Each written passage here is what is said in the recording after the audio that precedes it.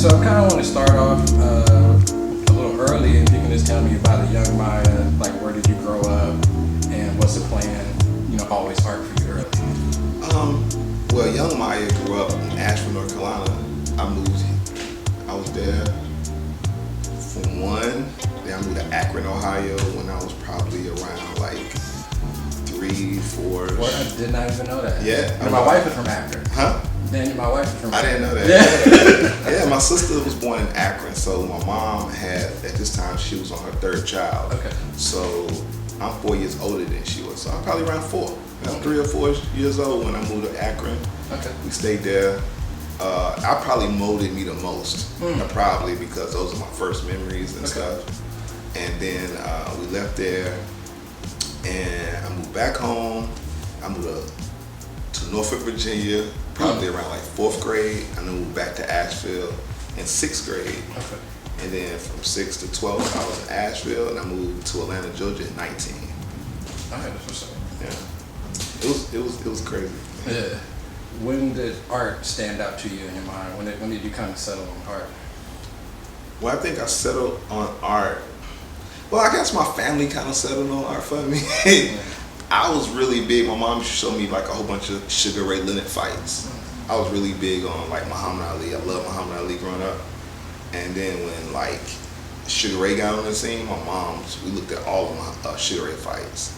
So I mean, of course, like you want to follow, like your mother is a big influence on you. I wanted to be a boxer at first, but I was just good at art. It was just a natural thing. And my mom always instilled in me like artists be rich, they millionaires, they rich. So I always put art and money or art and rich together, And I think I probably got on my rebel stage when I got in my teens because so many people was kind of pushing me to be an artist. And you know how you're teen, you don't want to listen to older people like do your art, stick on your art. Everywhere I went, no matter what, everybody like stick with your art, do that. I'm proud of you. But as a kid, you rebelling all your elders. So I was going through my rebellious stage. But since I was 2 years old, my mom said I could draw. And around like 10, I was in hustle mode because I was like addicted to collecting toys and comic books. And my mom only could afford to buy me that stuff for birthdays and Christmas. And as a collector, you can't just do it 2 days after year. So I went hard, I was really I didn't have any responsibilities. I was still a kid, but that hustle was really so I could buy comic books and toys, And I just used art to do it. I was doing love letters in school first. That was probably my first thing I was making money off of. They said I had good handwriting, so I would write love letters for people. And then it started getting where you fold an envelope up and draw something on the front. My mom taught me calligraphy, so I would do calligraphy like love, I love you, or I have a crush on you, whatever it is. At the time, I was doing that. And then when around the 80s hit and people start wearing the jeans and the jackets, I was on jeans and jackets. I was moving on to like doing new jeans and jackets. I remember when New Jack City, the movie came out. Man, I swear to God, I never made that much money at that point in my life ever because everybody was getting like Nino Brown on the jacket. This is the beginning of the crack era. And crack had just around there really started hitting my hometown. So like all the drug dealers was getting everything from me. And the money was rolling in. And then I just thought about like, damn, I wish I could do this faster. And I discovered screen printing. My like elementary school's like school teacher, she had a son that was opening up in the screen print business. I was probably in middle school at this time, and she introduced me to her son, and he taught me how to do screen print. So I started doing screen print all through late 80s, all the way through the 90s. Actually started a clothing line, and then I don't know if anybody remember like Johnny Blaze, the clothing line. They reached out to me and they purchased my line from me. And I did they used my line for their first 3 seasons. And after that, it was on. With your mom and kind of having that art influence, in her day, was she somewhat a creator? Yeah, man. My mom was probably the first artist I seen. You know what I'm saying? Literally, I would see her draw. Okay. And we didn't always have the best, like it was a little rough times. And I would see her draw. And I'm small enough at this point to sit on her lap. Yeah. So I'm sitting on her lap. I never forget, I would sit on her lap and she would draw while I was on her lap. And while I was on her lap, I would just try to copy her stuff. And I remember the first thing my mom used to draw was these big, fat, throw up bubble letters. She would throw up these bubble letters and she would draw each one of the kids' names. Me, my brother, my sister, everybody's name in these big bubble letters. And I was like, wow, to me it was just amazing. Yeah. And she would draw these pretty eyes. And because she was a Prince fan, and Prince always had the dripping eye, she'd drop eyes, doves cry. And that's what I got into drawing eyes, because I would copy her eyes. So everybody like, oh, you draw these beautiful eyes. It was just because I was copying my mother's eyes. And that's basically it. And then she would teach me calligraphy. I was drawing like big old giant bubble letters. And then once I started drawing the bubble letters, graph, like the white kids was doing graph at home, they're like, oh, let's graph. Then I started kind of play around with street art a little bit. I just didn't stick to it because I didn't see the money in it. You know what I'm saying? Like, I always put money and art together. I loved the art form, I respected it, but I knew I'm not the best at that. You know what I'm saying? So I wasn't gonna make a living off doing that. So I would just play around with it. And actually, back when I was like 19, that's when I hooked up with Craig Singleton, Flux, and Goldie. I was 19 years old. Flux was the first one to teach me how to use a can. I had a little bit of can control, but it wasn't nothing I wanted to lean towards. Yeah, that's dope. And a lot of times you hear the opposite in some black homes where it'd be like black, you're just not, as an artist, you're not gonna make no money, and you associated art with I never being thought, rich. I never heard that ever, man. I'm thankful because I believe when you hear that at a young age from your parents, it's gonna be subconsciously. And subconsciously, you'll attract that you're not gonna make any money. I never had that mind state. I never thought that I couldn't make money. I affiliated. Then growing up in the 80s, I saw Basquiat. I saw millionaires. I saw a young brother make $1 million walking on the runways at fashion walk runways on MTV at the time. I'm like, wow, he's not even a musician. He an artist and he in MTV every day. Oh, Andy Warhol. It was just mind blowing to me to see a brother, just a regular everyday Joe. To me, in my opinion, at this time, just an everyday Joe, hanging out with one of the biggest artists at that time in the 80s, Andy Warhol. Shout outs to your mom, because that's important, because her influence. But and my grandmothers, like I was raised by 3 women. Okay. Like my mother she had me when she was 19. But I had a great grandmother there, Minnie. I had my grandmama Piccola. They was definitely, my grandma Piccola was my dad's mother, and then my grandma Gladys was my mother's mother. What's your mother's name?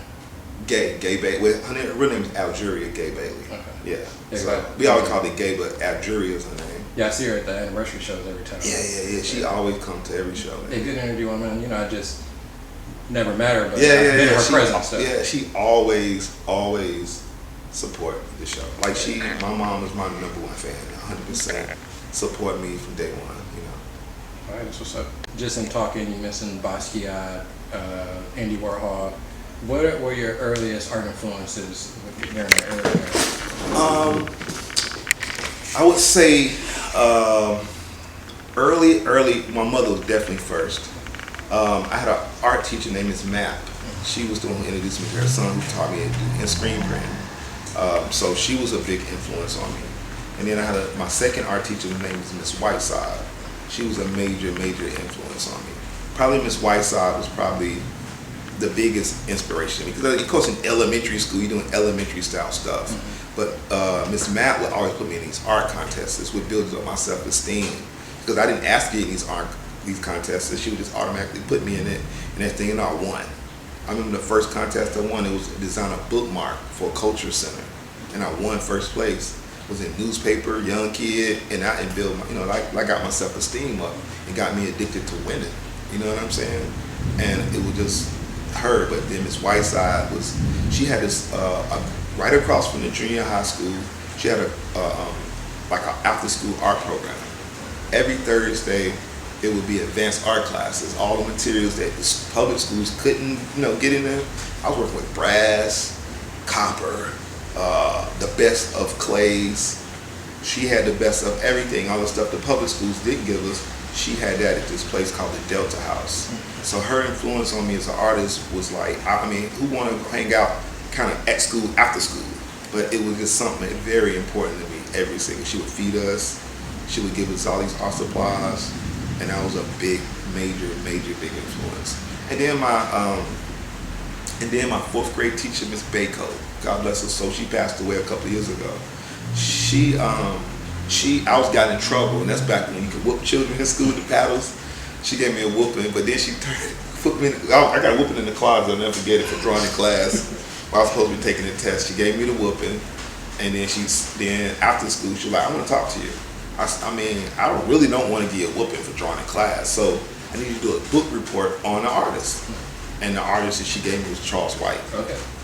And so Charles White was probably like, to me, when I seen his work, even to this day, I see his work. Yeah, I see his work. He the only artist that can probably make me cry. Mm-hmm. You know what I'm saying? Like his artwork to me is hitting there for me, like right on the emotion button of teardrops. You know what I'm saying? Elementary or middle school? Huh? That was elementary. Elementary school, 4th grade. Wow. Yeah, I never forget it. 4th grade, I did my book report on Charles White. Was this in Asheville? In Asheville. Okay. Mm-hmm. And this is right before I moved to Norfolk, Virginia. So and I did not like Norfolk. So Charles White kind of got me through that, because I would go to the public library and read as many books as I could about him, and see as many people, because it wasn't internet, you couldn't just look it up. You really had to look up as many books as you can. Back then, how hard it was to find a black artist in literature. I want my legacy to be that I helped as many people as possible. Yeah, man, because that's what my family's legacy is. The Baileys, we help people in need, and that's what we always do. You know, I want my legacy to be like, make my grandmothers proud of me, man. Like, yeah, they opened as many doors as you possibly could. That's what I want my legacy to be. You know, I think my artwork will get caught on, like, people study the artwork. You know how you die, and they be like, oh my God, look at this work. This is this period, and they gonna name all this shit. But I really, like, outside of art, because I don't want people to think, you know, like, I love that. I'm embraced that. I'm merged with my art. But I want more of the shine to be on how many doors I opened up. That's what I'm proud of the most. But also, you know, like I was saying earlier, that this thing is about giving praise. It's about giving people their flowers, and also getting to know.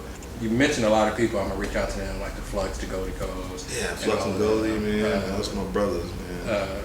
But I'm gonna go off script a little bit, and I'm going to tell you in your face. Yeah. and I want you to get this. Yeah. I mean, you gotta give my face too. Yeah. Everybody else, we've been doing it and they see it after the fact. Yeah. I gotta tell you eye to eye, the impact that you had on me in my career and my confidence and my growth to get me to doing what I'm doing now, because you opened the doors to me. Like, you vouched for me early. Yeah. And I don't know if you remember, the first time I met you really was on the MARTA train, and I had a painting that I was moving to my office when I worked at this corporation in downtown. You saw the painting, you was like, oh, that's dope, you should come to City Meet. We show artists. And I was like, okay, this dude my belly. And I knew about you, but that was honestly my first time meeting you. Wow. But even from that painting, I remember the damn tattoo I did. That's how I got the tattoo, because you hollered at me on the train about my artwork. And I was like, oh, okay, cool. But then I just, you know, kind of put it in my Rolodex. But when I was on my journey of debating and not so sure about myself and my artistic journey, I didn't even do it. You did. You didn't quit the job working. You definitely did. You are very responsible for me having the confidence in quitting my job. And when I started my screen print journey, nothing that I approached you is really calculated. Yeah. I really was doing shirts, and I was like, man, they got a brand following already. We can sell some shirts. Yeah. So all I really wanted to do is really do one shirt run with you. And I showed you the shirts. You was like, yo, I want you to all my shit. You even gave me your sketchbook. And was like, take whatever you want. You even said I wanted to make it official. We even signed a contract to say, and I was like, what the hell? I didn't have the resume really. And you saw it. I saw and it. You was the only one that really even, and it's a dual relationship. You was taking me under the wing, and I was doing shit for you, but you was the only one that really saw everything that I did, from the screen printing to the vinyl to the curation to the art. A lot of people just looked at me and said, I want you to do shirts, Gene. You really utilized all those skill sets, and it gave me the confidence to say, you know what, I probably can do this. And then when I started messing around with you and working with you, that gave me the confidence to say I'm gonna quit my job.